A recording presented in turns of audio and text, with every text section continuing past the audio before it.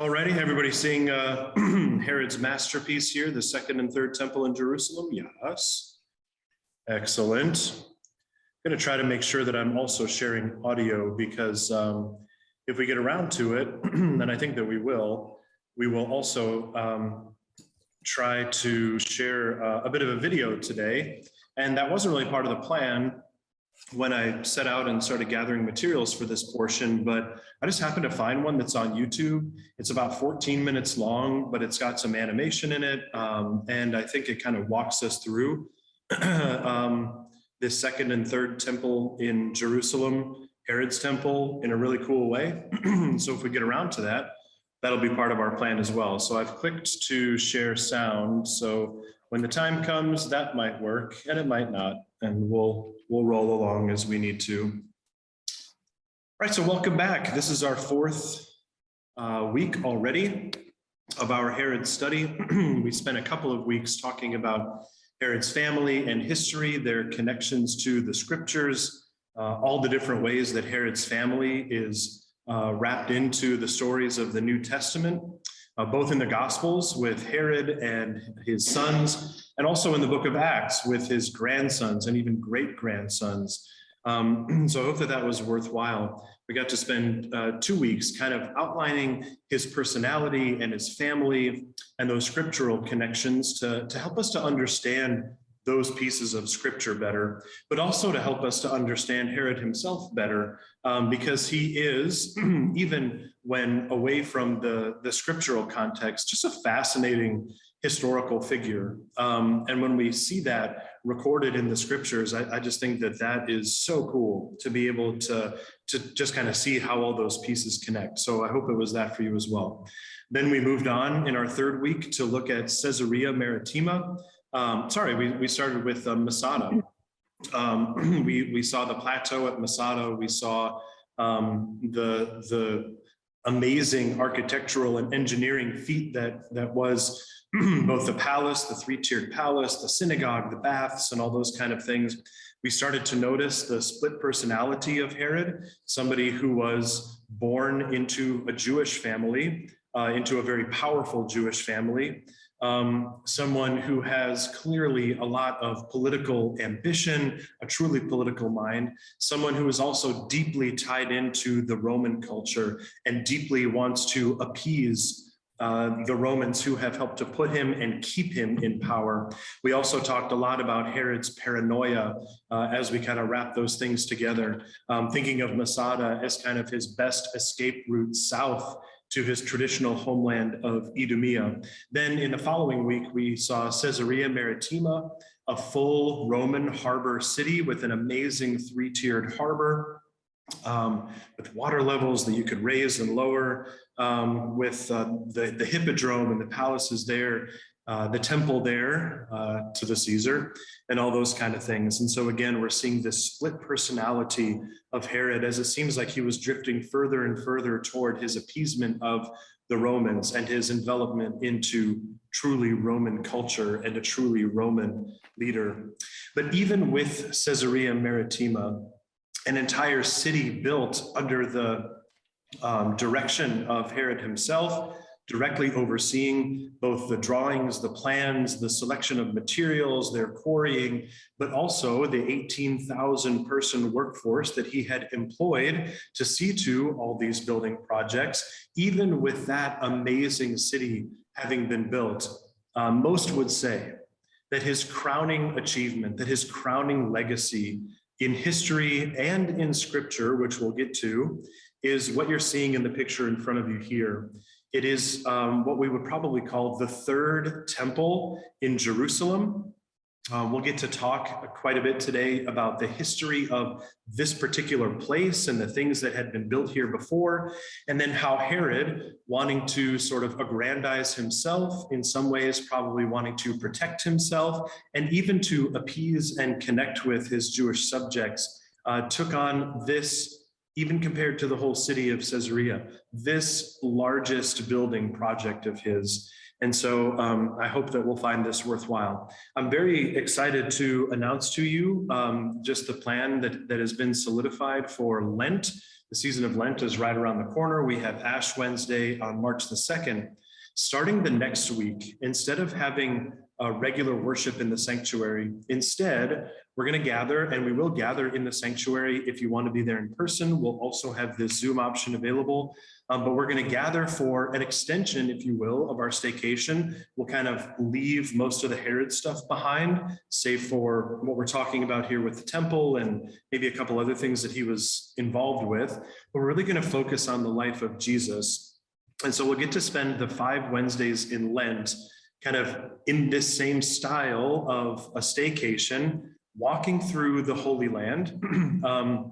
There are several places that I think it's worth seeing. And as we focus on the Temple Mount in Jerusalem today, that'll give us some time to really focus on the rest of the city. We'll get to do things like walk the Via Dolorosa together, the last steps of Jesus toward the cross.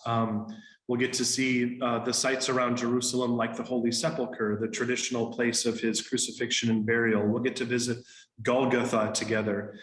So I think that will be a very worthwhile thing for us to do, especially as we continue in this limbo time of not everybody wants to come be in person. I think that this will give us something substantial and helpful and faithful to do on Wednesday evenings.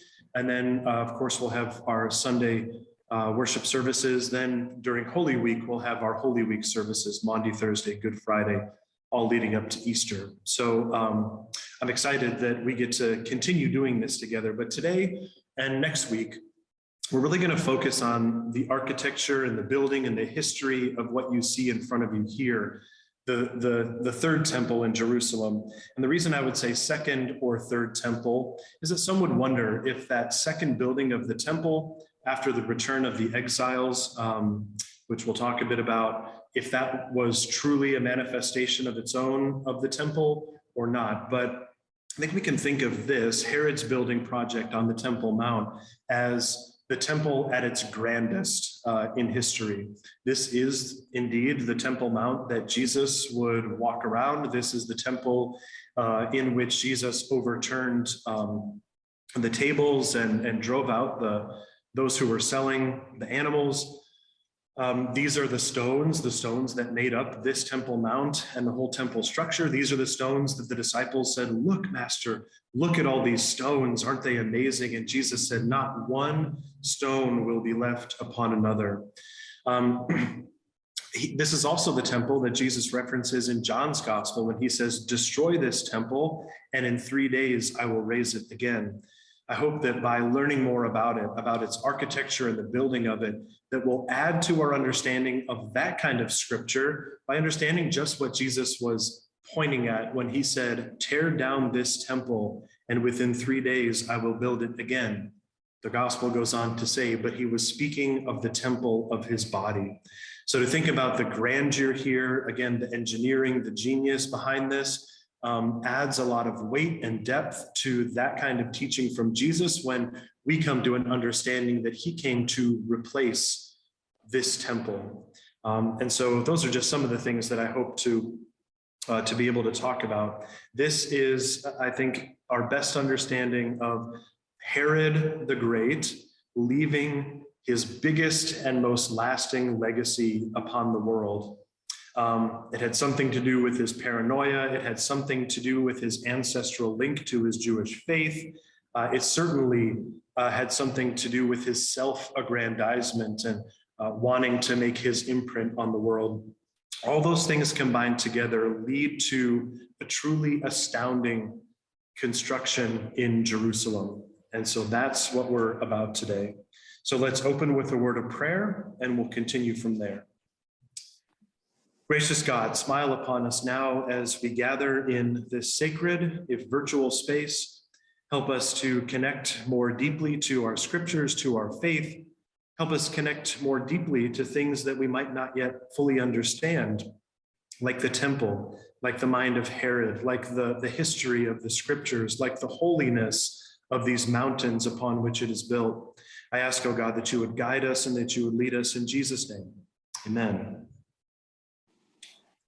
Okay, so as we have done last week, we're gonna try Google Earth. I've got a link here, and we're gonna hope that this leads us to a good panoramic view of Israel and Palestine. Again, in coming weeks, especially in Lent, we might get to take a look at places like Bethlehem, places around Galilee, and many other sites around Jerusalem.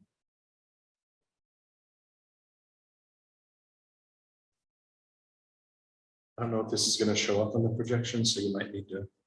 Okay, so folks in Zoom land, are you seeing now the Google Earth of Israel and all that kind of stuff?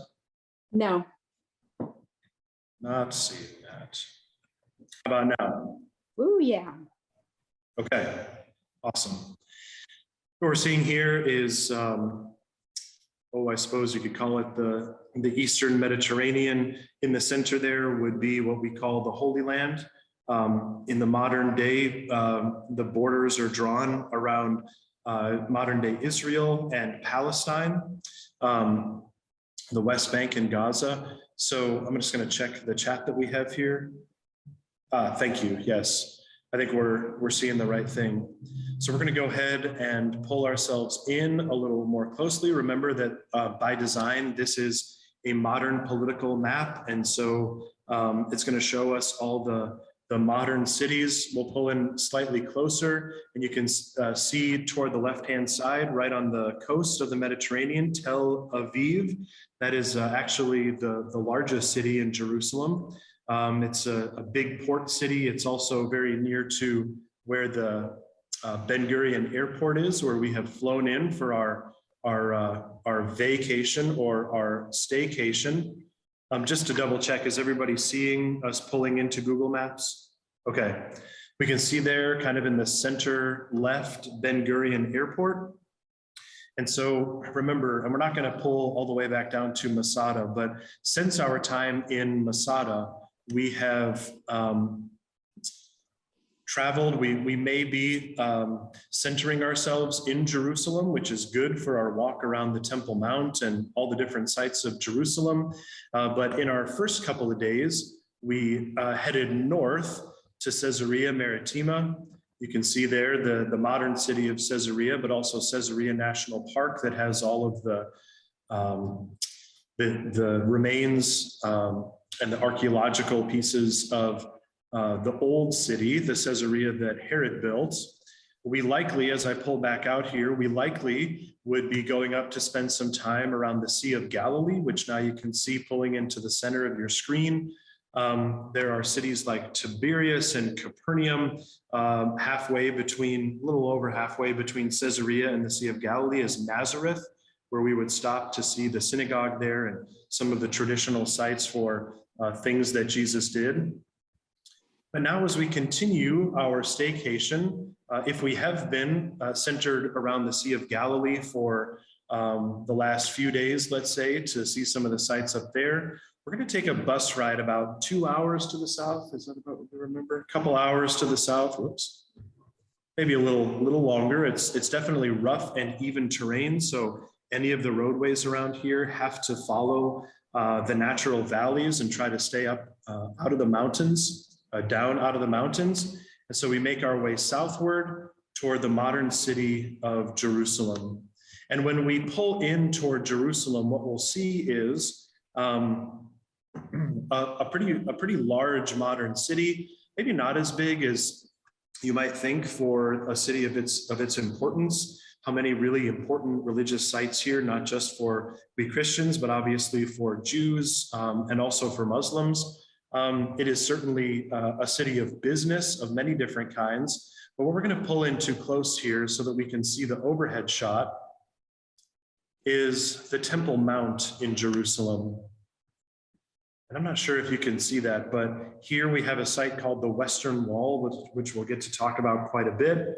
Right up in the center of the Temple Mount, where the temple once stood, is the Dome of the Rock, one of the most holy places is in the Muslim world. You can also see on the southern side here, the Al-Aqsa Mosque. And so what I'm going to try to do is pull in close enough so that we can see just the general shape and the outline of this entire temple complex. And then I don't think that you can see my cursor, but it goes in a giant rectangle all the way around the Dome of the Rock. It's filling up our whole screen from top to bottom at this point. And this would be the Temple Mount that Herod built. The stones that are on top, some of them have been replaced or repaired, but some of them are still original to Herod's construction. And so what I'm hoping that we'll see here is just the enormous size of the Temple Mount. Again, the temple to Yahweh would have been rebuilt right in the center of this. Up on the northern side, up on the top of our screen, would have been the Antonia Fortress. And on the southern side would have been the giant arcade, which would have been the marketplace and palaces and housing for the priests and different people like that. But if you can see it compared to the rest of the city, what you will see is that it is truly enormous. It takes, for some of us, almost an hour to walk from one side to the other, kind of depending on mobility. There are a lot of stairs and ups and downs. It is not accessible to those with a lot of mobility issues necessarily. So as we're making our way, as we're noticing the stones, as we're noticing the Western Wall and some of the holy sites around it, we could really spend all day, if not several days, just around this area. What I'm going to try to do here is to pull into the Mount of Olives. This will be a focus of ours during Lent, during our staycation there. But what I would like to do is to pull in close to the Mount of Olives so that we can get a view of,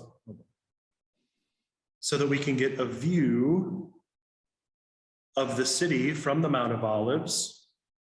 Give it a second to adjust. Oh, it's too low. But okay, so this is on the Palm Sunday Road leading from the Mount of Olives up to down into the valley and then back up into the city. We're going to try to climb up the Palm Sunday Road here a bit. I don't know if that's going to work. But what I'm hoping that you're seeing is the vastness of the structure that's in front of you. And the structure that's in front of you, including that giant wall and all of the tiered sections, which is kind of a walkway up to the wall, that's all the Temple Mount.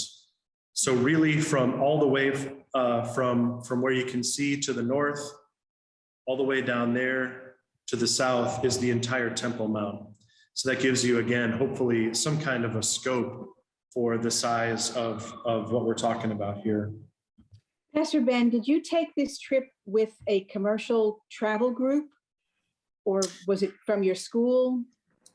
I took a trip and it was arranged through the Lutheran Church. It was actually with Wartburg Seminary, which I did not attend, but I actually took this trip with my mom and with a few others that we knew, along with the Wartburg Seminary group that went. And do you remember the name of the group that put that together? Yeah, one of the seminary professors there from Wartburg does this a lot, or at least did at that time, led a trip every year or every other year. And so he arranged all of the speakers. Again, we're going to get more into that during Lent, but he arranged the different stops that we made and kind of the things that we saw and the places that we stayed and things like that. So that was really the group that we saw this with. And how many days were you there? 10 days. Yeah, 12 days, I think. I think that was including travel, maybe 13 including travel, something like that. It takes a bit to get there. Remember, we looked at tickets last time and you've got to fly through New York, which we did. I think we transferred in JFK or Newark maybe, and then flew across. So you have to calculate those things in, but I think it was a 12-day trip total. And we spent several days right here around Jerusalem. There is so very much to see. And I don't know if you can see very well from this map, this Google Earth rendition, but the Palm Sunday Road leads down the Mount of Olives into the Kidron Valley, and then up into the side of the Temple Mount. So we can, when we get to that in our staycation during Lent, we'll talk about the significance of Jesus riding his donkey down through that road, his time spent at Gethsemane, which is on the Mount of Olives and all that kind of great stuff. But again, today, our focus is here on the Temple Mount. And just what I'm hoping that we're gaining is a sense of the size of it, the scope of it, and all that it would take to truly put this together and build this. All right, so I'm going to try to jump back into our presentation here. Okay, so we probably have found a new place to stay in Jerusalem, and that's going to be our home base then for at least the last few days of our stay in the Holy Land. So just another reminder here, another map for you to take a look at. This is the political world of Herod. Remember these different colors that you see on this map. There are different political lines even within the Roman Empire, different provinces. These are lines that would be shifting and moving all the time. There were major battles that caused them to shift. And so when we talk about Herod's paranoia and his personality, some of that is well-founded. It wouldn't have been strange at all for the Parthians or the Egyptians or others to attack. Remember that Jerusalem lies at the middle of the world. And when I say that, I don't just mean in some kind of passing way, but Jerusalem really lies at the center, the crossroads between the African continent, the Asian continent, and the European continent. And so it's an extraordinarily volatile but important piece of land. And it's a very important city as one of the controlling factors on that piece of land. There's always been something special about Jerusalem. We could read all the way back in our scriptures, for example, to the story about Abraham. Remember that Abraham was called to leave everything that he had ever known in the land of Ur, of the Chaldeans, and to go and to resettle in a new land. And this new land was called Canaan. And he didn't really know anything about it. He didn't know anybody there. He had to pack up everything that he had in caravans and leave. But the astounding thing in Genesis, when we hear that happening, is that he actually said yes, he actually did it. After being 99 years old, and his wife Sarai as well, they were promised that they would have a child, with which they did. They named him Isaac, which means laughter, because they laughed when God promised that they would have a child. And so they named him Laughter. They named him Isaac. And there's this really interesting and worthwhile to talk about passage in his life where God asks him to go up to a very special place and to sacrifice his son, Isaac. Again, the astounding thing, I think, here is that Abraham agrees to do this, and he takes Isaac up onto the mountain, which was called Mount Moriah, to sacrifice his son to the Lord. He had obeyed what God had told him to do. I want to take a moment here, as we did, we've been talking a little bit about this in Sunday school, to say that this is not a story where God demands that Abraham love God more than he loves his own son. I think that's the way that most of us are taught this story. But if we read very closely in the story, especially at the end, remember what happens, and the scene is depicted here in a 1603 painting by Caravaggio, my favorite painter. The Lord stops Abraham before he sacrifices Isaac. And on the right-hand side of the painting, you can see that there was a ram caught in the thicket. God stops Abraham and says, I do not require the sacrifice of children. We have to read the passage very closely, because God says, if you need a sacrifice, I will provide myself. And that's the moment that the ram shows up in the thicket. He unbinds Isaac and sacrifices the ram instead. And at the very end of that passage, Abraham has a name for God. It's a new name for God. The name is Jehovah Jireh, which means God who provides. And so what we should understand from that story is that God will provide God's own very self for sacrifice, rather than demanding the sacrifice of children or of anything else, really. But this story leaves a lasting legacy. Abraham is a common ancestor between Jews and Muslims. now Christians as well, as part of our sacred text. And so this place where this thing happened became holy in a way that would stand above other places. If we take a look at a topographical, this is a rough sketch, obviously, but this is a topographical sketch of the area, which now we can understand as the area of Jerusalem. The place where Abraham was called to sacrifice his son Isaac was a place called Mount Moriah. Many centuries after Abraham, David saw that there was a city. It actually was a fortress, a Jebusite fortress that rested just south of Mount Moriah on Mount Zion.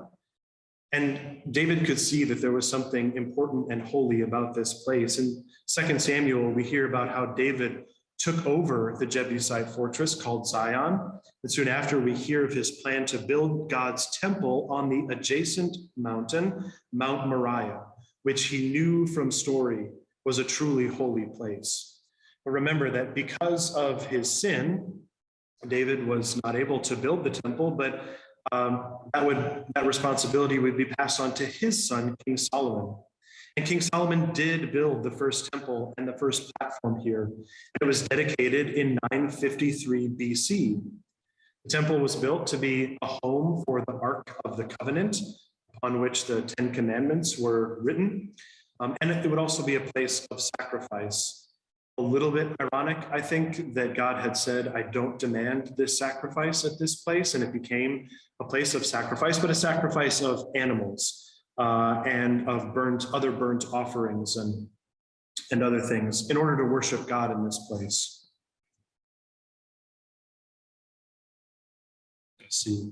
Yeah, and so when we take a look around Jerusalem, when we're having to walk up all these stairs and kind of going down these deep alleyways and tunnels and things, what we're actually walking over is this topography. It's Mount Moriah, on which the Temple Mount still stands. It's Mount Zion just to its south. It's Mount Bezetha to its north, and it's Mount Acra just to its west.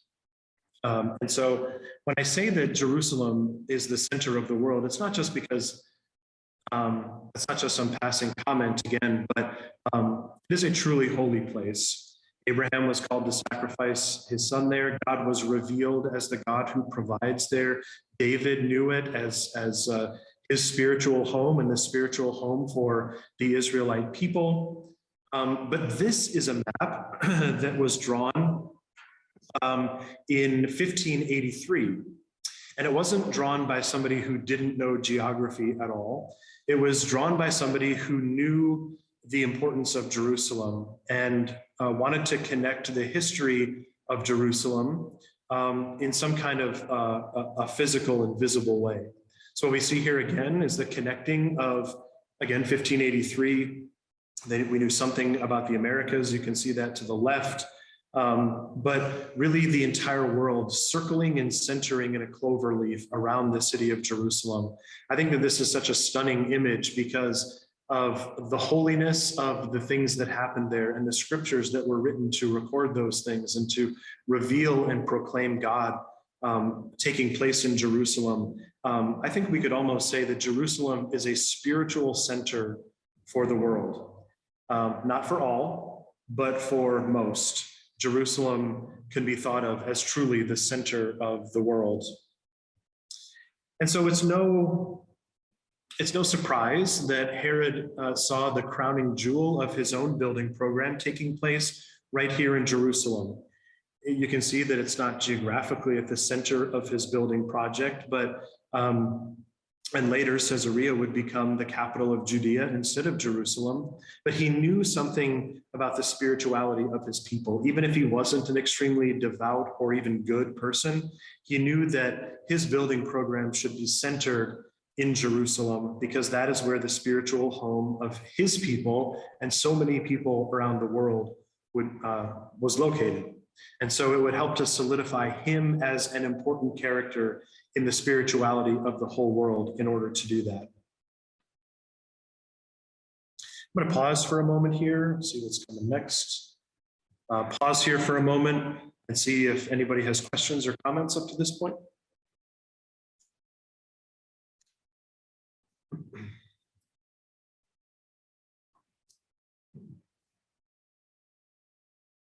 Going once, going twice. Okay. This is an imagined recreation of the first temple. This would have been the first temple at its absolute largest and most adorned. Some have wondered if this was the temple that Ezekiel saw in his visions at the end of the prophecy of Ezekiel. This is kind of an aggrandized version of what would have stood there at the end of the life of Solomon, who really spent his whole life as king building the temple, but then adding to it and adding ornamentation and different things like that.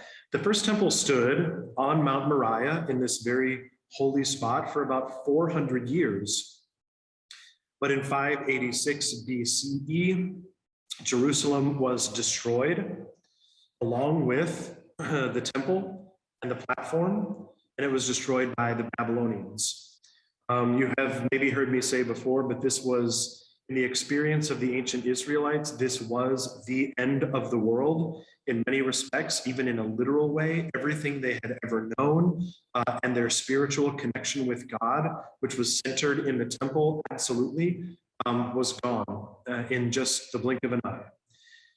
But after 70 years away from their spiritual home of the Mount and Jerusalem, a new temple was built over the site of the old one. And this looks like a picture. What it actually is a picture kind of combined with some drawings. And you'd have to read through a lot of Old Testament to kind of come to a full understanding of this. But a new temple was built on the site of the old one by the ones who returned from exile. It was very likely a smaller scale. It was built by the governor of Judah at that time, and his name was Zerubbabel. Not a real popular baby name these days, but Zerubbabel. Not only was the temple built again in some fashion, but a platform was built, some walls were built around it, and there was some kind of a palace or fortress that was built just to its side, and it was built on the side of Mount Acra. We remember that from our topographical map. And so this is basically what stood, although there are lots of indications in books like Ezra and Nehemiah that the second temple was not built extremely well. So we get the sense that this was kind of like falling down and not very well kept up, especially with coming in of the Greeks, which we talked about a few weeks ago, the Hellenization that they brought, kind of shifting focus away from the Jewish way of life and into the Greek way of life. That came to a point in the 2nd century BC when the temple in Jerusalem was stripped of all of its ornamentation and rededicated to Zeus in the year 126 BC. Of course, that was seen by the Jews as a horrible desecration. It was the straw that broke the camel's back that kind of ignited the revolution that happened. It brought that very powerful family of the Maccabees, sometimes we call that the Hasmonean family, into power. They, as a dynasty, they did rebuild some parts of the Temple Mount and added some synagogues, but it's helpful to know that this was around the time that synagogues kind of became a thing. Local synagogues in smaller towns were really the place that Jews would gather for the reading of scripture and for worship in places like Capernaum and Nazareth, the synagogues that we hear about in the Gospels. That became kind of the way that people worshiped. It was less and less necessary for people to make a pilgrimage to Jerusalem to offer sacrifices. And so that was something that Herod took notice of. By this point, it's also worthwhile to note that the Ark of the Covenant, as far as we know, had been lost, probably plundered by the Babylonians. And if you want to go on a treasure hunt to try to find it, go for it. I'm not sure that we know where it is, still even to this day. But the temple was no longer really seen as necessarily the spiritual home, even of the Jewish people. Some would still come to this pre-Herod site to do some things maybe once in their lifetime. But what Herod saw when he gained power in about 37 BC was really a temple that was basically in ruins and kind of neglected and kind of forgotten, at least compared to its spiritual significance in the past. To give you a sense of what Herod wanted to do there, we'll take a look at, it's hard to say Jerusalem in the time of the Old Testament because the city kind of shifted and took on different shapes and significances, but this is kind of a rough outline of Jerusalem in the time of the Old Testament. You can see there the platform for the temple. It's a smaller raised area. Then you've got this wall around what we now call the old part of the city with different gates around it and things like that. But it says a lot to us that most of the rulers of the time didn't spend most of their time here, but they spent time in other places as well. So Herod saw a great opportunity, I think, to, again, aggrandize himself, to leave a lasting legacy, and to appease and connect with his own Jewish subjects. Here's the Jerusalem of the Old Testament. Here's the Temple Mount, as we can see it being kind of built up in stages. Look at what Herod added through his building programs. You can see the Temple Mount itself, which is our focus these couple of weeks, expanded dramatically. But this is the Jerusalem that Herod envisioned and kind of built throughout his lifetime. You can see in red in the lower portion of your screen, the lower right portion of your screen, the old city wall, and just the expansion that Herod really brought there. And the thing that we're going to notice the most is the expansion of the Temple Mount itself. So whether he was truly troubled spiritually by how much the temple had sort of fallen out of the limelight, or whether he wanted just another great big project for his own ego, or somewhere in between, what we should notice most of all is the expansion of the temple itself. Any questions or comments while I take a drink of water?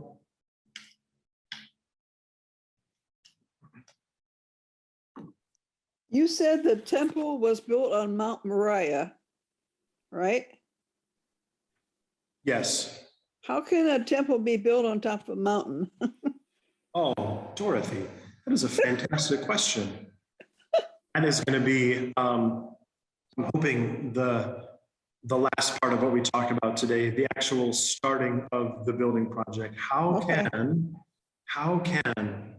this flat, ginormous surface area and temple platform be built on the top of a mountain? That is an excellent question, and I promise that we're going to get there. Okay. Not just the Temple Mount, which you see there outlined in orange. I mean, you can see from this map that the Temple Mount itself took up about 15% or so of the total land area of the entire city.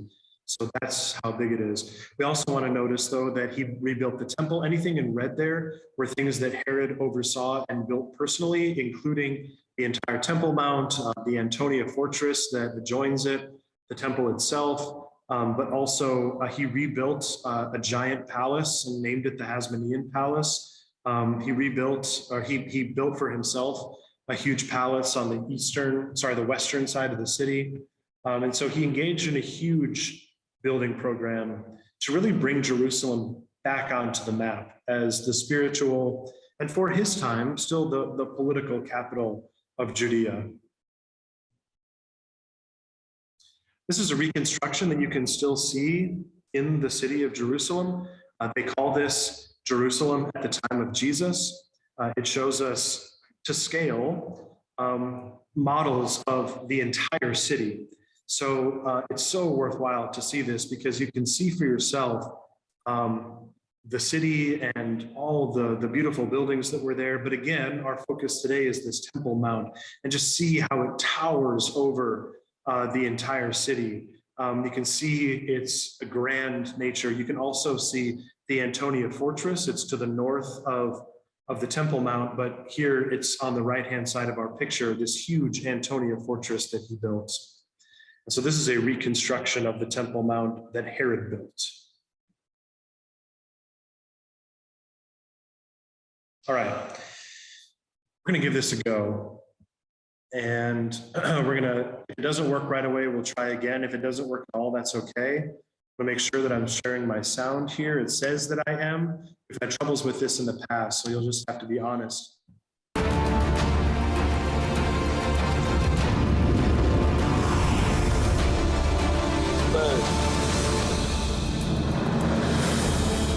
Just going to pause real quick. Can everybody see and hear this? Yes. Yes. Awesome.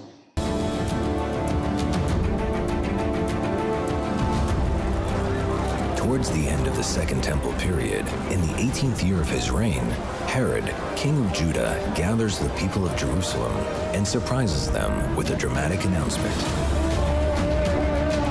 Herod states his intention to raise the old temple, built on Mount Moriah, by the returnees from Babylon, and to build a new temple in its place, the most sacred and beautiful of our time. The Jews are appalled. The thought that this tyrant, who has murdered thousands of people, would tamper with their holiest site merely for the sake of self-aggrandizement terrifies them. They're afraid that Herod will destroy the old temple without completing the construction of the new one, leaving them without a place to serve God, neither the old nor the new. The people are frantic. What will happen? Josephus recounts that Herod reassured the Jews by promising to prepare all the building materials in advance, before even one stone is removed from the existing temple. According to the Talmud, the story involves a secret agreement between Herod and a Jewish sage by the name of Baba ben Buta.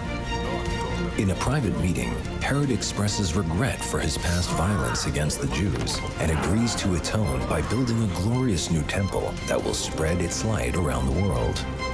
He extinguished the light of the world. Let him now go and kindle the light of the world. This agreement opens a historic window of opportunity. The great builder of Caesarea, Masada, Herodium, and countless other projects joins forces with the Jewish people. Together, they will turn the small, modest temple in Jerusalem into a large, magnificent house of worship that will leave a deep imprint on humanity. The work begins with a tremendous burst of activity. Herod gathers thousands of carts and beasts of burden, cranes, wooden pulley blocks, engineering devices, and quarrying tools of all kinds. 10,000 Jewish workers, along with the top engineers in the Roman world, tackle the job. Hundreds of priests take care of building the sacred areas. But one problem still threatens to thwart the entire project: Mount Moriah. The site designated for the new temple is narrow and steep. The area available for construction is limited and certainly not suitable for the monumental compounds that Herod envisioned. Herod's solution is bold and ambitious. Build huge walls that would support a giant plaza and then construct the temple in the center of the plaza. The most important part of the plan is the use of enormous building stones to ensure the stability of the Temple Mount walls. Look at these stones. Each stone weighs a few tons. The biggest stones weigh hundreds of tons each. This one, for example, weighs 600 metric tons. Without any mortar at all, the tremendous weight of the stones stabilizes them in place as if they were one solid rock. Transporting such a stone from the quarry north of the Temple Mount and placing it in the Temple Mount walls requires precise planning, sophisticated technology, and most importantly, a lot of hard work. This entire slope was one big quarry. Many stones measuring 2 to 4 meters long have been found in the Arzei Habirah quarry. We could see how we have a negative image of the Western Wall stones here in the Arzei Habirah quarries. We discovered an amazing axe. An axe is a wonderful quarrying tool. When you strike the Jerusalem limestone with 2.3 kilograms and try to create a channel, the channel forms very quickly. Primitive tools on the whole, but methods that work to this day. These stones were brought in carts hitched to oxen. Some of the stones were encircled with wooden wheels so that they could be moved quickly and efficiently. Particularly, large stones were placed on long log rollers and moved by a large team of workers with the help of animals. To lift the stones up high, the workers used cranes, pulleys, and sloped earthen embankments. The stones were put in place with the utmost precision. This was made possible by a technique known as Herodium drafted margin masonry. By creating a border around the stone, the workers could join the stone precisely with the course beneath it and with the stone next to it, producing a perfectly straight row. Each new course of stones was placed a few centimeters deeper than the previous one, as in a pyramid. The way the stones were joined at the corners of the Temple Mount made the structure so strong that it survived even the most powerful earthquakes in Israel over the centuries. Quarrying, transporting, lifting, setting in place. All these jobs require precision like a well-timed orchestra, but this did not always happen. This stone, for instance, fell off the western wall while the work was in progress, and it got stuck here in the drainage channel at the foot of the western wall. For the workers' sake, I hope no one told Herod. Course after course, the walls are built, from the natural rock deep underground to the tremendous height of 30 meters above street level. The dimensions of the Temple Mount are mind-boggling. The western wall that we know is just a small part of a huge wall 500 meters long. To give you an idea, the total area of the Temple Mount is 144,000 square meters, equal to the area of 30 soccer fields. But the Temple Mount is just the frame. The main task, the construction of the temple itself, still lies ahead. We have to hurry. The workers work non-stop, from dawn to dark.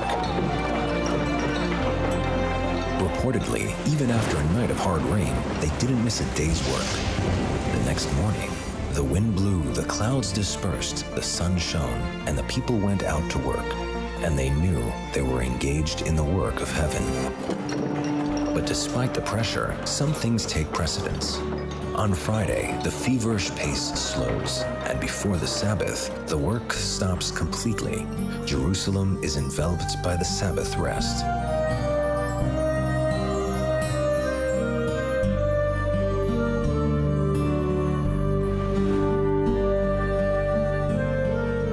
I'm standing here next to a corner of the Temple Mount. This is the cornerstone of the Temple Mount. And it was the first stone that the Romans knocked down after capturing the city when they started to destroy the Temple Mount walls. An inscription was discovered on this stone. It was written in Hebrew, beautiful Hebrew. Let's read it together. For the house of trumpeting too. I'm inclined to agree with those who complete it as follows: for the house of trumpeting to distinguish between the sacred and the profane. And that brings us to Josephus, the historian of that period, who tells us that on the eve of the Sabbath, a priest would go up, trumpet in hand, and blow the trumpet to announce the start of the Sabbath. Whoever was working at the time would stop.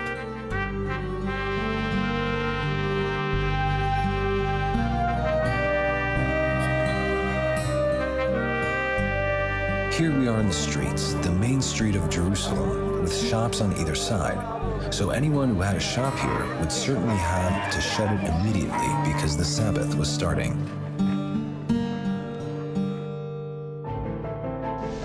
After filling the space between the supporting walls of Mount Moriah with large stone arches, the builders embarked on the next stage, building the huge plaza on which the temple would stand. Tens of thousands of believers from Israel and the diaspora would assemble in this plaza. The plan called for them to stand on a floor decorated according to the finest standards of Roman architecture. From Josephus' writings, we knew that the Temple Mount was paved with multicolored stones. Then tiles began showing up in the material we were sifting from the Temple Mount. Tiles of various varieties of stone in many colors and many different shapes. I had the feeling that some of these were the ones that Josephus had written about. We had found them. This was a fascinating puzzle to assemble.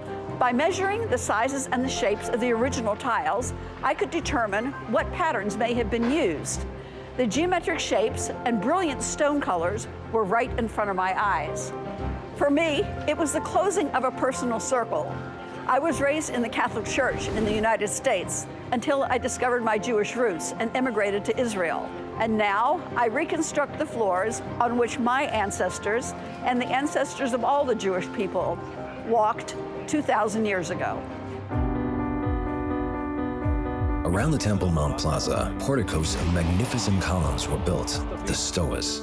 The most magnificent of all was the Royal Stoa.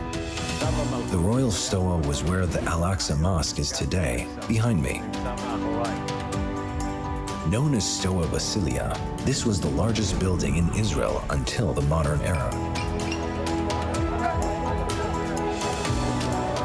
In Antiquities of the Jews, Josephus Flavius describes the building as a forest of columns. It contained 162 columns, each made of a single stone. It would take 3 men with outstretched arms to encircle one column. This structure, which was a sort of basilica, was used for secular purposes. It is the location of the shops where the Sanhedrin met after being exiled from the Hall of Hewn Stones adjacent to the temple. To allow entrance to the Royal Stoa, a monumental staircase was built that rose up from a vibrant shopping center here at the foot of the Western Wall. A huge arch, Robinson's Arch, supported an elevated passage that crossed the busy street without disrupting traffic. The main entrance to the Temple Mount were the Hulda gates in the southern wall. 2 gates were planned, an entrance and an exit. This ensured that the huge crowds would flow in and out quickly and efficiently. The great width of the steps leading to the gates created an atmosphere of splendor and reverence. The stairs were designed with treads of varying sizes, forcing the pilgrims into a relaxed, dignified pace as they ascended to the holy place. When they emerged at the Temple Mount Plaza, the pilgrims saw an astonishing sight. The huge plaza, the Stoa, the courts, the ornate gates. At the top of the hill, towering to the heavens, rose the temple building itself. Wide in front and narrow in back, the temple reminded the ancients of a seated lion, his mane facing forward. A grapevine made of sparkling gold leaf curved upward from the entrance to the temple building. Golden adornments shone on the roof as on a royal crown. The construction work was completed in record time. In just a year and a half, the Jews, under Herod's direction, finished building the temple. The residents of Jerusalem looked at their handiwork. Before them rose one of the largest, most magnificent houses of prayer in the entire world. Even Titus, who destroyed the temple, declared it the glory of human creation. Whoever has not seen Herod's building has never seen a beautiful building in their life. Tens of thousands of pilgrims, Jews and non-Jews alike, thronged the new temple to worship the God of Israel. They came from around the world to see the biggest sacred compound ever built. A temple built for an invisible God with no images or idols. Its gates open to everyone. A house of prayer for all nations.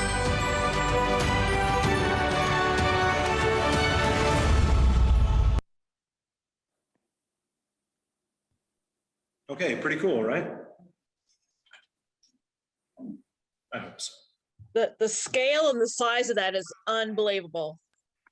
It is. And again, I didn't expect to share a video like this, but I just thought they captured it really well. Yeah.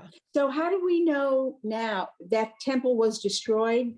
How do we know what it looked like. Are there plans left, or we're just guessing from broken leftover pieces?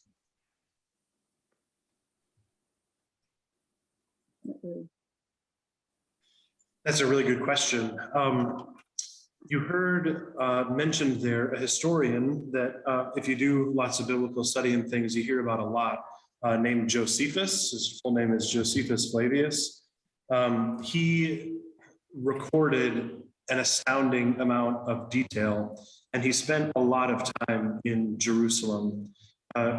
He's probably most famous in Christian circles because he talks about Jesus. He talks about Jesus as a historical figure, as a preacher, talks about his death and things from an odd viewpoint because he's a true historian, but he talks about how important Jesus was. But he spent time in Jerusalem and he recorded a lot of details. And so when we take those writings, which still survive today, and we take what you can find via archaeology and what's still standing there, that's how we kind of put the pieces all together. Yep. Okay. Yep. So that's a really good question. We're going to come up on the end of our time here, but I just wanted to take a moment and this isn't my picture, but it kind of captures the feeling of walking around the area. We'll get to focus next time on some of the different highlights of this place, the temple itself, the fortress, what he called the stoa or the arcade with those giant columns and those kind of things. But really, as much as we talk about it, it's very hard to capture the feeling of being there. And the man in the video, when he's walking up those steps, I mean, those are the same steps that people had been walking up since the time of Herod.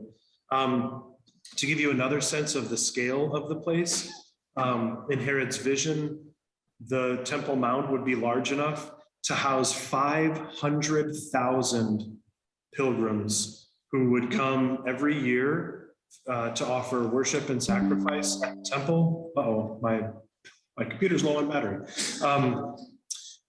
To offer sacrifices there. He really was successful in re-inviting the Jewish world back up to the Temple Mount to offer sacrifice. And so that's one of the reasons in the Gospels, especially, that we hear about Jesus making his at least annual trips, what they call up to Jerusalem. Not just he went from north to south, Jesus would, but up the mountain, up to the Temple Mount to offer sacrifices and to worship and to spend some time, like we hear about at the Passover, when so many important things happened in the life of Jesus.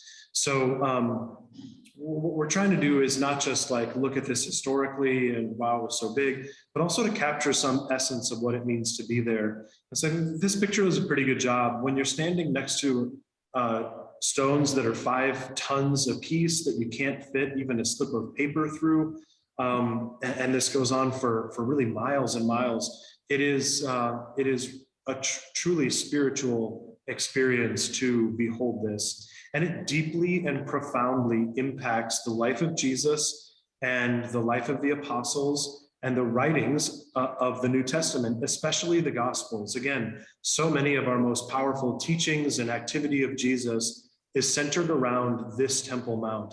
And so in order to really understand what Jesus is doing when he's walking around the temple and preaching about the stones and teaching about the temple of his body, we need to have some idea of what it means to have an essence of the place. And so I hope that what we've done today is to understand more about the construction, the magnitude.